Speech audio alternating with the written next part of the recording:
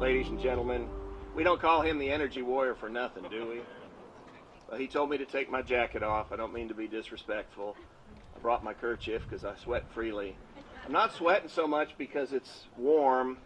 I'm a little hot under the collar this morning, and I'm going to diverge from the remarks I planned to give by sharing a little story that took place just on the ride over here. You know, I've been talking a lot about keeping Tennessee safe, how we keep Tennessee strong by keeping Tennessee safe. And obviously, the application of new technologies to existing energy resources is a no-brainer.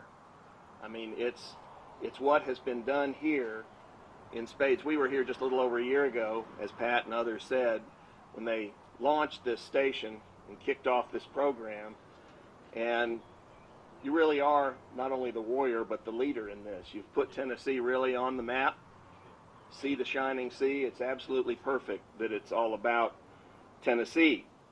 So you're on your way to Washington, D.C. So am I.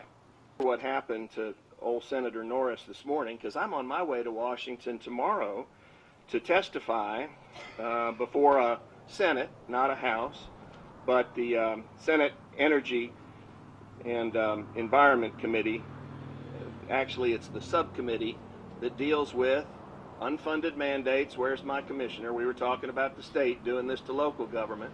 We're going to talk about unfunded mandates and runaway regulation, as I call it, regulation without representation, and the choking effect that that has on innovation like this, what we're here celebrating today, what makes this country great.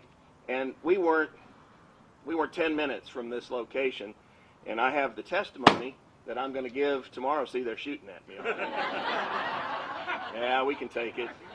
Keep Tennessee safe, baby. And I had, as the federal government requires, I had turned in my testimony in advance, and they'd approved it. I thought, yay, put a lot of effort into that. Worked with Commissioner Bob Martineau, in fact, on some of the good work that the state of Tennessee has been able to do with this runaway freight train of regulatory overreach in Washington. And I mentioned that a little bit in my comments. And I also mentioned how some of the dysfunction in D.C., particularly at EPA and at the Internal Revenue Service, really puts innovation like this at a disadvantage. Well, they approved it. They approved it. And I started off, so what I'm going to do is take you through the wormhole, if you'll let me do this, just a little bit. Sure. I'm cheating. Because tomorrow at 2:30, I was going to give this testimony, and now I'm not. Because they called this morning to say that it was a little too hot. I talked about the Clean Power Plan tomorrow at 2:30, and I've said clean power has already cost thousands of jobs as the war on coal continues.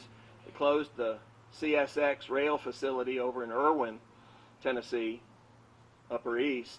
It's affecting barge traffic on the Mississippi, down some 30%.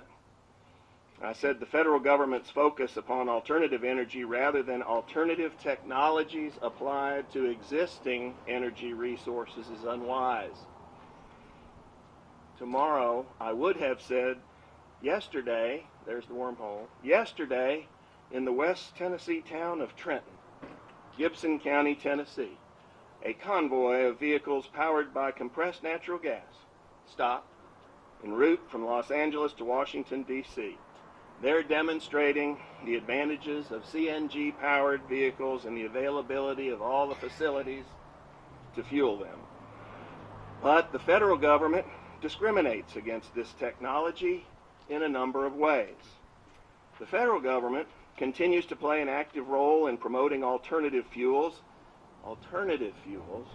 in hopes of enhancing America's energy and national security. Unfortunately, rather than provide equivalent incentives among all different alternative fuel vehicles, the federal government has tilted policy towards electric vehicles, thereby disadvantaging all other technologies and creating an uneven playing field. And then I got more specific, and I want you to hear it because they won't. The root of this inequity can be found in the Internal Revenue Code, Section 30D, which was created by the Energy Improvement and Extension Act of 2008. Bear with me. It was amended in the stimulus bill in 2009. The Internal Revenue Code provides up to $7,500 tax credits to consumers who purchase a qualifying electric vehicle. This credit remains in place until manufacturers produce and sell 200,000 qualified vehicles in the United States, but no similar credit exists for natural gas vehicles or any other alternative fuel vehicle. I know I'm down in the weeds, but I'm testifying tomorrow at 2:30 in front of a Senate subcommittee that invited me to come and tell them something of substance about the real people, the people of West Tennessee, the people of CNG. I gave them another example, and I won't give you as much detail, but another example is the unfair treatment of dual fueled vehicles, because they only treat natural gas vehicles, NGVs, as dedicated gas vehicles. Well, they called this morning and said they don't want me to say that. Might be a little too controversial. Say it anyway. Yeah, I'm saying it now, and you're hearing it here first. Fueled vehicles, natural gas vehicles, for several years now. And it's the freedoms we've got that make it possible for us to do that. So I'll go to Washington tomorrow. I'll be there a few days before you arrive. I hope you will take this message with you as you proceed and maximize the metaphor, if you will, because the federal government does not want to hear what we have to say. And you know what? In our republic, that's okay, because we give the federal government its rights.